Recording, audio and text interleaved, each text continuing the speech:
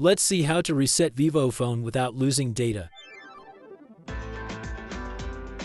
See, go to settings.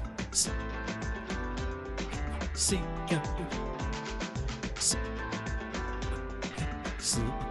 then system settings. Now click on reset option. Then click reset all settings.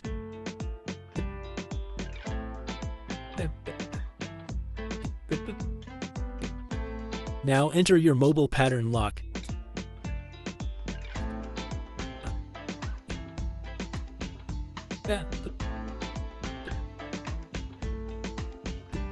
Then the mobile will restart.